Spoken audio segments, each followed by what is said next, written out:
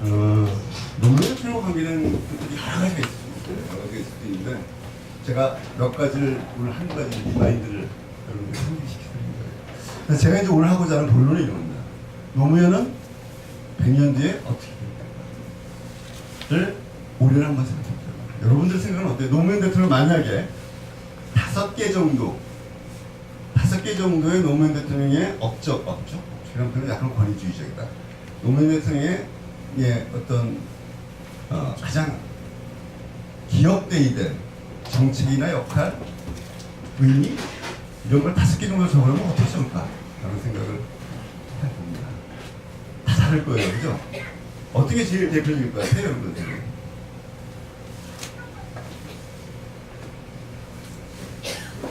생각을 해보자. 네? 지역주의. 또 소통. 지금 말씀드렸구나. 네. 정조의 저런 걸 기억하는 거 보면 노무현 대통령 저게 팀을씩 기억될 수 있을 거예요. 또 뭐가 있을까요? 기록문화. 아마 제가 말씀드린 조선왕조실록 다음으로 대한민국 기록의 역사, 기록의 문화에서 두 번째 나오는 게 아마 저 이지원 될 겁니다. 또 뭐가 있을까요? 등등을 생각해보자는 겁니다. 예를 들면 이런 것도 있죠. 저는 이제 제가 오늘 강조하고자 했던 것은 흔히 우리가 빼먹는 노무현 대통령이 추천한 민주주의자였다라는 것과 안주하지 않는 혁신가였다라는 측면 두 가지를 특별히 말씀드립니다. 추천한 민주주의 문제에 대해서는 아마 이렇게 기록될 거예요. 시민 참여 민주주의의 지도자 이런 것도 굉장히 크게 물론 그 뿌리는 노무현 스스로에서 나왔다기보다는 노사모부터 나온 거죠. 우리 노무현 정부 이름이 뭐였어요? 참여정부였고요.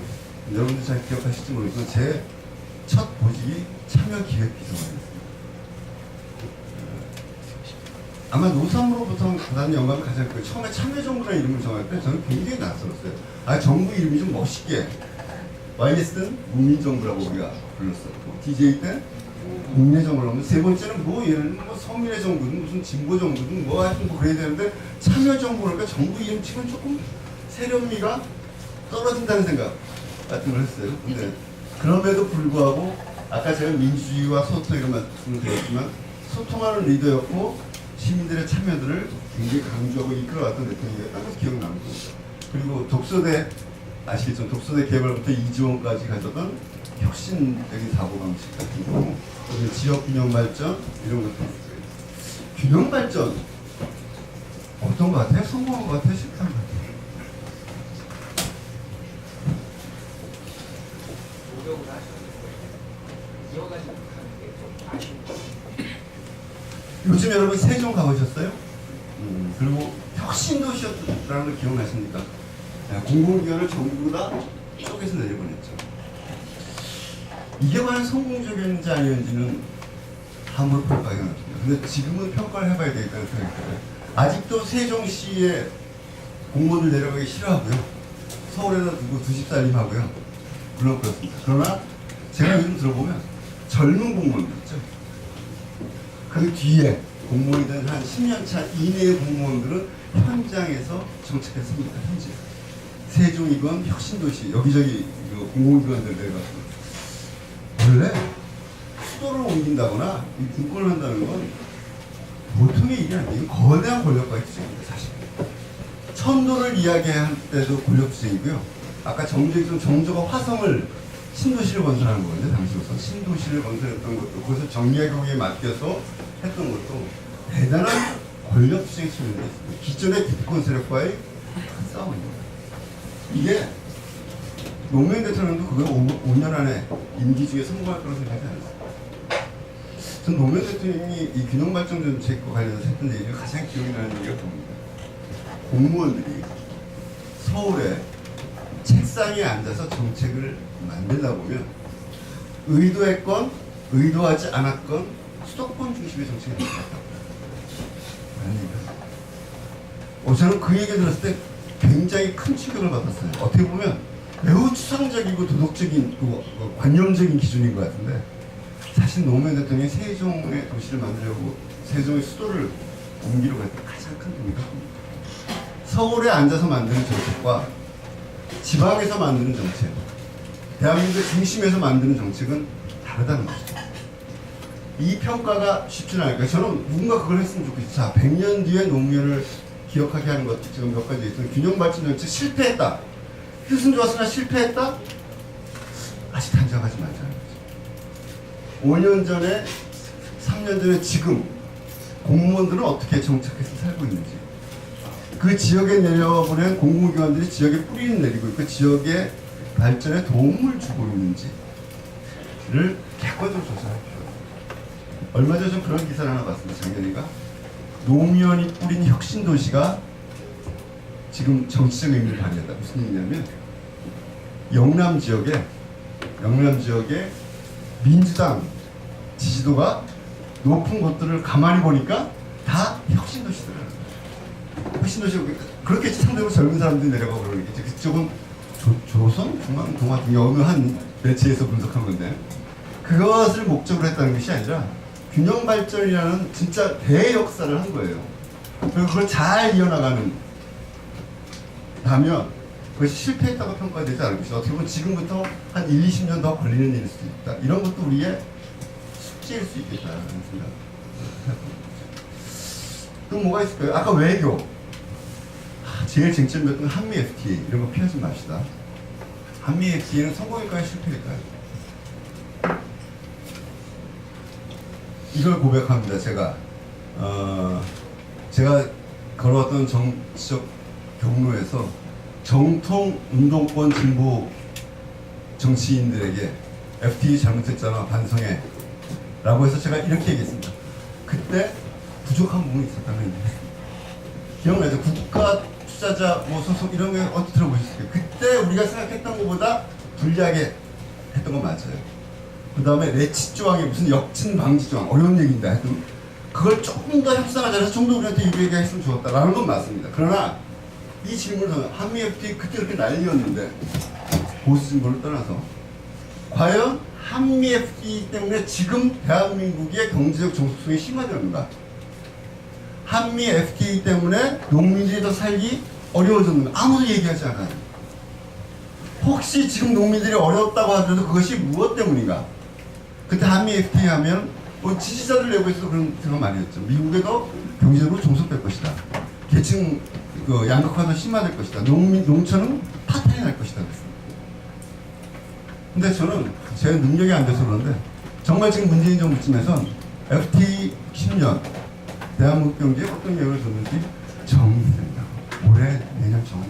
이것이 우리가 100년 뒤에 노무현을 제대로 평가하기 위해서 지금 해놔야 100년 뒤에는 안 할 거거든요. 다 우리가 잊고 있어요. 놓치고 있는 거예요. 원칙과 상식 이런 것들을 통해서 노무현 대통령에 대한 감성적인 측면들도 있지만 기억들도 있고 그것이 우리들의 마음속에 있지만 민주주의를 위해서 어떤 기여를 했는지 노무현 대통령이 꿈꾸었던 민주주의는 어떤 것이었고 어떤 시도를 했었는지 한미 FTA는 어떻게 됐는지 왜 자이툰 부대를 파견을 했던 것인지 행정 수도를 세종시로 옮기려는 것이 실패한 것인지 아직 진행 중인 것인지 아직 남아있다면 우리가 무엇을 해야 할 것인지 등등을 다시 생각해보는 그런 10주년이 되어야 그리고 100년 뒤에 노무현을 바르게 기억시킬 수 있겠다. 바르게 기억되도록 할 수 있겠다는 문제이십니다. 아직 할 일이 많다는 얘기죠. 제가 아까 이지원 800 몇십만 건의 문건이 공개될 거라고 했잖아요. 몇 년 뒤에. 그 준비돼요. 그거 기록을 많이 남기셨기 때문에 함부로 왜곡은 못합니다. 그러나 거기 있는 것들 통해서 진짜 노무현 대통령이 우리가 아직 충분히 평가받고 있지 못한 걸 찾아야 될 의무도 있고요. 또 일부는 그럴 거예요. 몇몇 사람은 여기저기 그 임의로 짜입기 해서 노무현 대통령이 뭘 팔아먹었다 뭐 그런 일이 그 투쟁이 아직도 남아있는 겁니다. 그걸 준비해야 하는 거죠. 네. 오늘 제가 하여튼 드렸던 말씀은 무슨 정답을 주장하기 위한 강연을 하러 온 것이 아니고요. 생각하는 거. 이제 10주년 노무현 대통령 제 표현이면 탈상 10년 만에 하고 아직도 우리가 그리움과 정서는 가지고 있지만 객관적으로 노무현 대통령이 평가받기 위한 역사투쟁. 역사투쟁이 어디에 나오는 말인지 아세요? 소설 아리랑인가? 제 기억이 안 나는데 지리산인가에 나온 얘기입니다. 아무튼 그 긴 투쟁이 아직 남아있고 우리들의 몫이다라는 얘기를 10주년 되면서요, 노무현 대통령 죽음에 대한 이야기를 이제는 해야 되겠다는 생각합니다. 노무현 대통령의 죽음에 대해서 함부로 이야기하기 어렵고 입에 올리기 어렵습니다. 자칫 잘못하면 일부의 사람들, 우리를 이해하지 못하고 노무현 대통령을 이해하지 못하고 적대시하는 사람들은 노무현 대통령을 미화하고 죽음을 미화한다고 얘기합니다. 생명 경시 사상을 불러일으킨다고도 얘기를 합니다. 이거 피해 있으면 저는 안 된다고. 이걸 그대로 놔두면 아까 제가 말씀드린 노무현 하면 스스로 목숨을 끊은 대통령으로만 기억될 것이다. 이제 노무현 대통령의 죽음에 대해서 우리가 규정하고 단정할 수는 없지만 그 죽음의 의미가 무엇이었는지에서 이제는 좀 더 당당하게 이야기하는 것도 10주년에 한번 살펴볼 것이다. 제가 이번에 노무현 대통령 평전을 준비하는데요. 평전은 윤태영 미소관에서 내년쯤에 나올 것 같아요. 오래 못하고.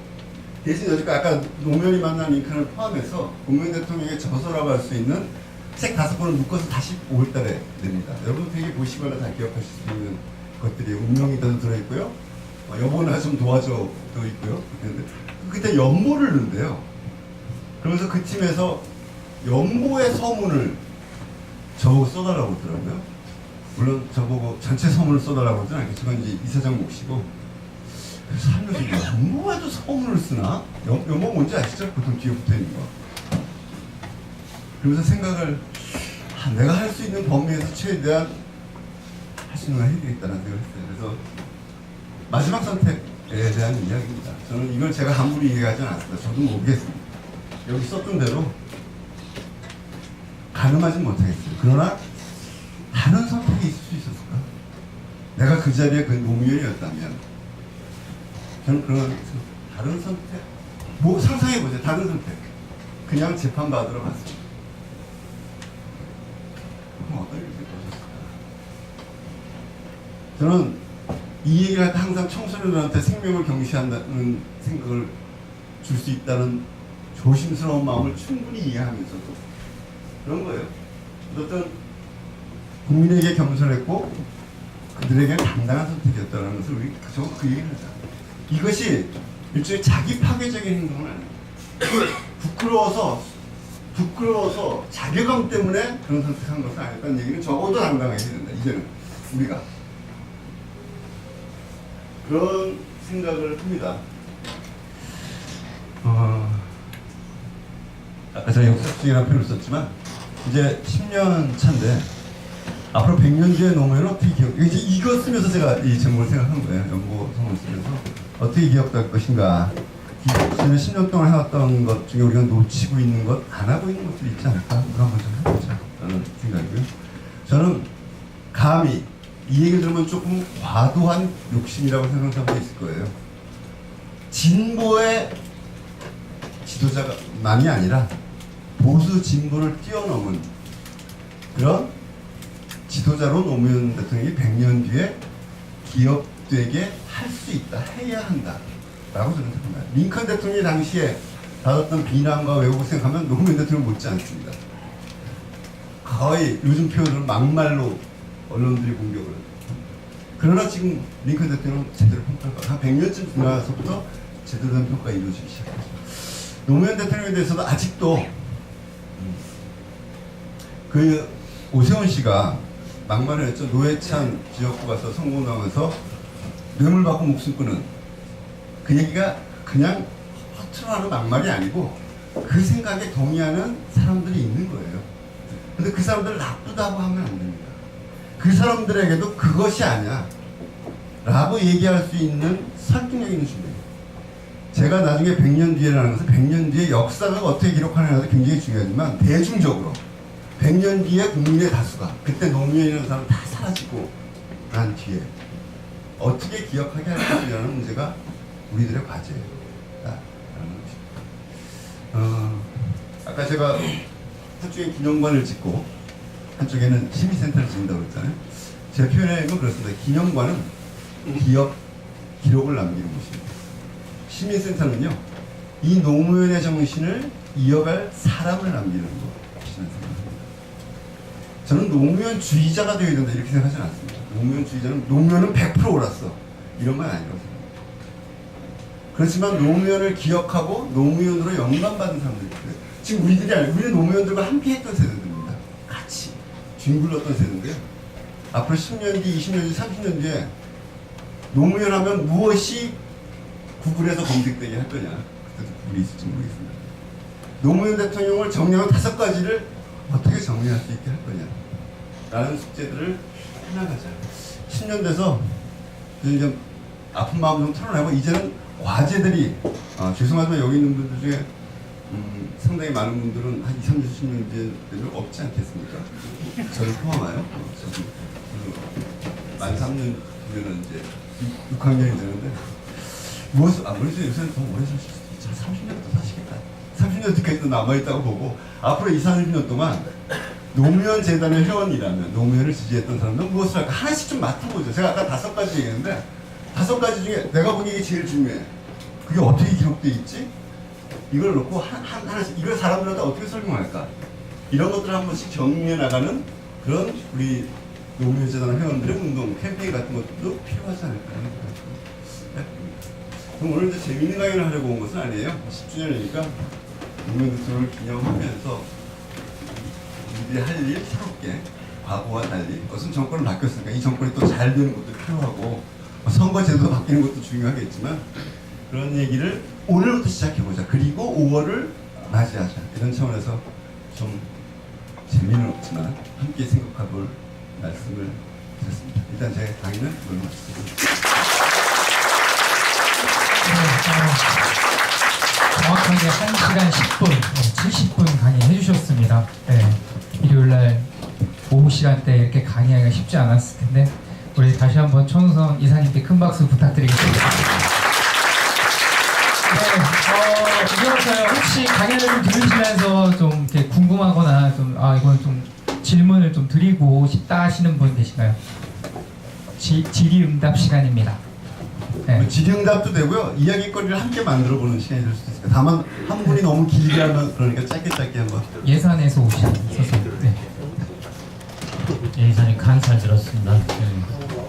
아까 그 대연정 말씀하셨잖아요. 저는 요즘 그 궁금한 게 요즘 그 내년 선거 앞두고 선거제도 바꾸는 자유한국당은 그렇다 치더라도 뭐 바른미래당은 사정이 또 그나마도 사정이 있다 하더라도 그 노회찬 의원님 말씀하셨지만 그 낡은 신발하고 그 수십만 킬로 그 함께 하셨던 그 자동차 그게 참 마음이 너무 아파서 그래서 그렇습니다. 근데 다른 사람은 그렇다 하더라도 지금 그분을 뭐 나쁘게 생각해서가 아니라 민주당의 이해찬 대표님이나 또 대통령을 가까이 모셨던 의원님들 이게 우리 대통령님께서 좀 서운해하시거나 좀 책망하고 싶어 하시거나 뭐 그러시지 않으실까. 혹시 가까이 모셨으니까 지금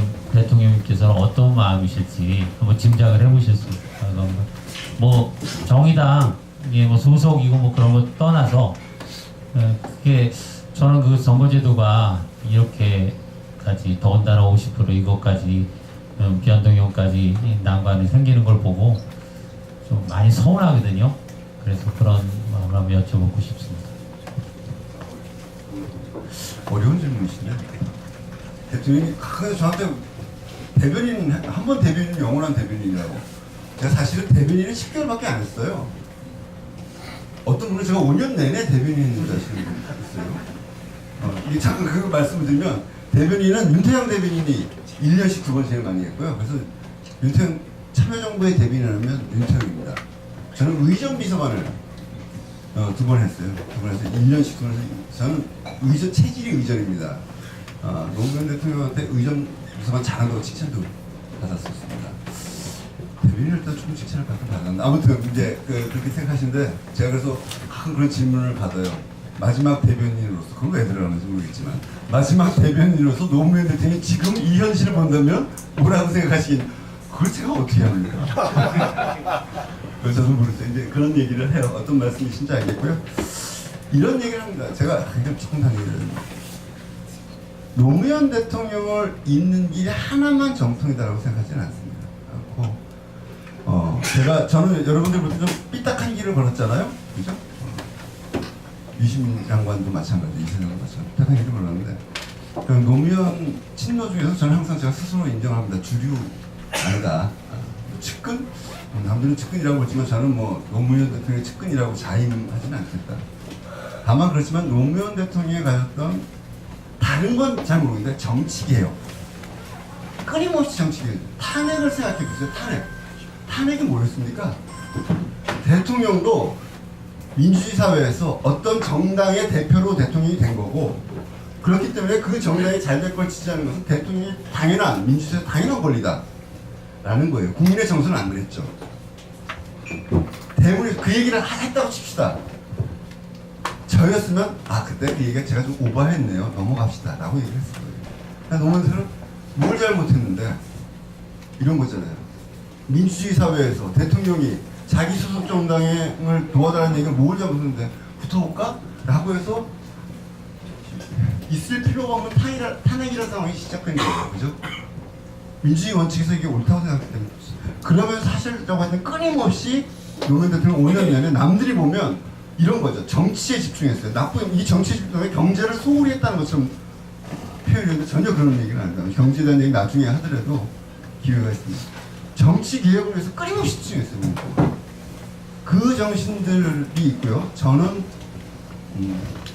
가장 제가 제가 이런 지금 정의당이 민주당보다는 조금은 더 민주적이라고 생각합니다. 그러나 제가 기대하는 만큼은 전혀 생각이 다 되고 정당 당원들 보면 좀 아닙니다. 이 정도 하려고 민주당 아니고 정의당 한 거 아니에요. 굉장히 한계가 많고 부족하다는 생각이 있습니다. 그러나 제가 저는 우리 이현주 의원을 생각해 봅시다. 네, 아니 이현주 의원이 어느 정당 출신인지 아시죠? 민주당. 어느 정당이나 그럴 수 있지만 왜 이현주라는 사람이 민주당의 비례도 아닌 지역구 국회의원이 될 수 있었을까를 보자는 겁니다. 이게 정당은요, 우리가 사람들을 다 판별해서 찍을 수 없기 때문에 정당이 있는 거고, 정당 중에서 나랑 가장 가까운 생각을 갖고 있다는 정당의 후보를 믿고 찍어주는 거잖아요. 내가 지향하는 가치와 저 정당하는 가치에서 그 가치를 지향하는 사람을 검증해서 내보냈다고 믿는 거죠. 근데 찍어보니까 전혀 생각이 달라. 이러다면 정당의 실패, 우리가 시장의 실패, 정부의 실패 이런 표현 쓰지, 정당의 실패가 시작되는 거예요. 그것은 무슨 얘기냐면 당원들이 정치인이랑 겪어가면서 5년, 10년 정당 생활을 하면서 저 사람 믿을만해, 유능해, 우리의 후보야. 그러니까 우리들을 지지하는 사람, 우리 당을 지지하는 사람 찍어주세요라는 게 제대로 작동돼야 민주주의가 되는 거예요. A를 기대하고 A당을 찍었는데 B가 나와. 자꾸 그래.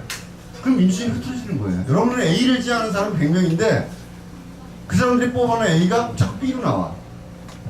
이 문제를 민주당이 극복이 굉장히 중요하다고. 삼김시대 이후에 그걸 극복하다는 게 중요하다고. 노무현 대통령도 그런 노력들을 하셨던 거고요. 제가 이제 제 변명을 내리면 저는 그 중에 노무현 대통령이 가졌던 이 정당개혁, 정치개혁 측면에서 뭔가 해보자고 했던 것이고, 저는 뭐 성공했다고 생각하지 않습니다. 그래서 그런 문제의식을 갖고 있었던 말씀을 드린 거고, 지금 제가 보기엔 민주당이 좀 더 노무현 대통령이 끊임없이 사실은 이 투쟁했던 정치가 바로 서고 정치가 민주적이 돼야 사람들의 삶이 나아진다는 이 확고한 믿음에 대해서 많이 좀 잊고 있지 않을까 라는 생각을 하게 됩니다. 그런 부분에 대해서 좀 다시 한번 생각해보는 지금의 정치 지도자들이 그런 부분을 다시 한번 생각했으면 좋겠다는 생각을 하죠. 하나 반가운 건요, 이해찬 대표께서 균형발전 2기 하겠다라고 하신 것 같아요. 저는 굉장히 훌륭한, 진짜 그렇게 했으면 좋겠어요. 지금 시작되다 만 거거든요. 실패한 게 아니고요, 진행이 안 되고 있는 거예요. 좀 더 진행하는 것 같아서 좀 필요하겠다. 약간 동문서들일지 모르겠지만 해주시면 그런 생각을 합니다. 제 변명 살짝 섞어서. 네, 질문해 주셨으니까 선물 드릴게요. 아까 받으셨죠? 오른쪽 사람 드리시면 됩니다. 네, 고맙습니다. 오른쪽 사람. 제가 넓게 살아왔습니다. 네, 충남 예산에서 오셨다고 합니다. 네, 두 분만 더 받을게요. 네, 짧게 해주세요. 네, 여기.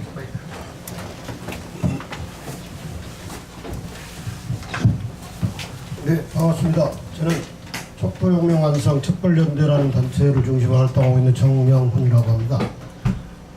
말씀 잘 들었고요. 사랑하고 존경하는 노무현 대통령 생각이 많이 납니다. 사실은 여러 이제 말씀 들으면서 정리되는 게 노무현 대통령은 훌륭한 분이시고 또한 역사적으로도 그 성공한 그런 분으로 이렇게 평가가 되리라고 생각을 합니다. 그런 이제 그 당대에 그 당시에 이제 있어서 그 대연정이라든가 이런 거를 통해서 이제 그 뭡니까 이 통합적인 그 정치를 하고자 했는데 사실은 그 우리 역사 속에서는 이제 민주 진영과 어떤 반민주 진영 간 사이에 도저히 그 함께할 수 없는 영역이 있는데 그거를 좀 이렇게 이상주의적으로 좀 기대하다가 결국은 좀 그 실패에 이르지 당시에 하여튼 그런 면을 그러니까 그 호남 쪽을 다소간 좀 희생시켜서라도 경상도의 어떤 것을 이끌어내고자 했지만 그것이 이루어지지도 않았고 언론에 대해서도 결국은 그 지지를 이뤄내지 못하고 또 그 한나라당 뭐 이런 세력들을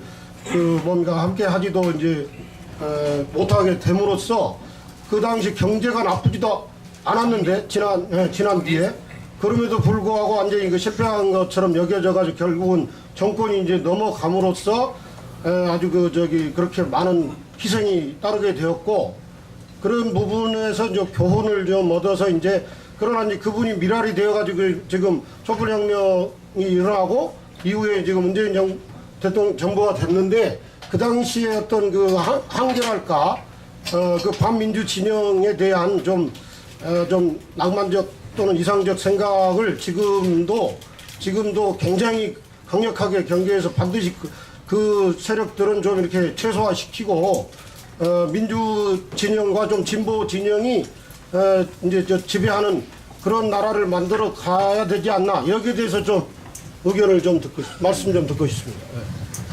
예, 아니 말씀을 다 하신 거지 저한테 질문은 없는 거예요. 네, 이런 거죠. 진보 독점의 정치를 꿈꾸지 않았다라는 얘기는 지금의 당시에 한나라당, 지금의 자유한국당이 좋은 정치이거나 바른 합리적 보수를 대표한다고 생각하지는 않으신 거예요. 그리고 그때 대연정을 던졌을 때 사실은 전략적 사고도 없었던 것은 아니고 그때 표현이 나오죠. 폭탄을 저쪽에다 던졌는데 거꾸로 우리한테 다시 날라오더라. 그래서 민주당 내부가 시끌시끌해지 그런 측면들이 있었던 것이죠. 그리고 그럼에도 불구하고 대제나 타도의 대상으로 생각하지는 않는 거예요. 87년 이전까지 독재 정권에 대해서는 대제나 타도 투쟁을 한 거죠. 그렇죠? 타도 투쟁을 한 건데 어느 정도의 기본적인 민주주의 질서가 이루어지면 서로 싸우지만 최종적으로 국민의 선거에 의해서 평가받게 하자라는 생각을 하신 거고요. 그들과 필요하다면 선거제도라는 걸 굉장히 크게 두셨기 때문에 할 수 있다면 타협도 할 수 있다는 얘기를 하신 거지 그들이 훌륭하다거나 그들과 공존을 뭐 항상 해야 된다거나 그러니까 같이 정권을 항상 운영해야 된다 이런 건 아닙니다. 항상 대연정이 답이라는 얘기는 제가 아까 대연정 얘기했던 건 언제든지 저들과 함께 대연정을 해야 된다 이런 얘기는 전혀 아닙니다. 지금이라면 저도 안 하죠. 그러나 때로는 어떤 목적을 위해서 그럴 수도 있는 통합의 정치를 할 수도 있다는 것을 보여주시는 것이 제가 초점을 두시면 될 것 같아요. 네, 한 분만 더. 네. 안녕하세요. 영화 두 도시의 이야기에서 우연 두 도시 얘기에서 영화 배우 서강원 씨가 이런 대답을 하잖아요. 노무현 대통령은 어떤 이익보다도 손해를 선택할 때가 끝났다. 옆에서 지켜보기 때 손해를 선택했던 것들 중에서 그게 나중에 큰 이익이 되고 어떤 정책이나 있었으면 한번 얘기해 주세요. 노무현 대통령이 그런 얘기를 하죠. 짧게 보면 손해지만 길게 보면 이익인 것을 선택하자라는 얘기가 있거든요. 이 뇌과학 보면은 이기적 유전자라는 책이 옛날에 있었어요. 무슨 얘기냐면 훌륭한 일을 하는 사람도 이기적인 것과 이타적인 게 원래 나뉘어진 게 아니라 이타적인 사람은 긴 안목에서 이익이 되는 것을 보는 것이다. 라는 노무현 대통령은 똑같습니다. 요새 최근에 내각의 하나의 결론 비슷한 거죠. 물론 또 바뀔 수도 있겠지만 당시에는 실패했지만 지금은 성공한 정책이 뭐냐라고 이야기하기는 어려운 거고요. 노무현 대통령이 되게 이런 거였습니다. 해서 당장 안 될 것을 알지만 그 이전에 했었어야 되는데 안 했던 일들 또는 조만간 닥칠 일들을 본인이 다 쓰고 예를 들면 대연정 같은 게 그거예요. 그때 그런 것이 없었다면 지금쯤 만약에 필요하다고 해도 누가 그 얘기를 감히 할 수 있을까요? 어려웠을 거예요. 균형발전 순간적으로 균형발전의 성과가 나타나서 서울 사람과 저 충남 예산 사람의 1인당 국민소득이 거의 같아질 거다 이런 기대를 당장 하셨을까요?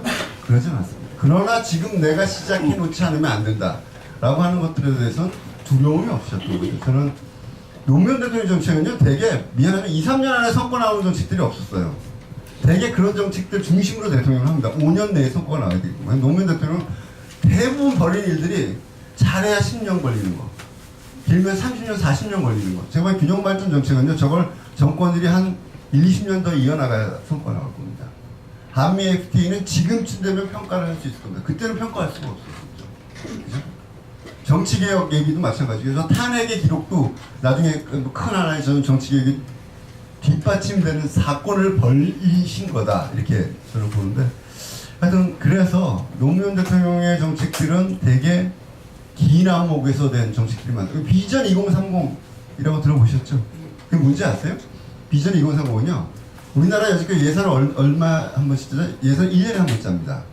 제일 길게 본 게 몇 년이에요? 5년. 박정희 대통령 시대부터. 박정희 대통령이 개발한 게 아니고 전 세계에서 중기 계획은 다 5년짜리입니다.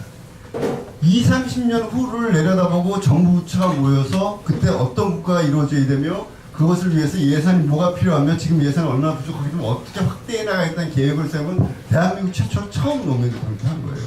비전 2030. 그때 이제 위원장님 실장 등이. 그것도 바깥 외부의 진보적인 학자들만 모아서 한 게 아니고요. 관료들과 함께 했습니다. 그런 것들이 지금 뭐 사라진 것 같지만 그런 것도 어떻게 다시 복원시켜내는 게 굉장히 중요해요. 그래서 짧게 성공한 정책을 말씀드리지만 않는 거고요. 노무현 대통령은 과거에 누군가 했어야 돼요. 조만간 닥칠. 그러나 당장은 성과가 나지 않는 일만 나쁘면 좀 골라하셔가지고 힘든 길을 스스로 가신 거다. 그 성과들이 대부분 5년 이상 걸리는 거고 그러려면 정권이 계속 그 정책을 추진해 나가야 되고 그 문제와 관련된 왜곡된 인식과 정보들을 우리가 바꿔나가는 역할을 해야 되겠다. 이 정도로 제 얘기를 마무리 짓을게요. 정답이 될지 모르겠어요. 네.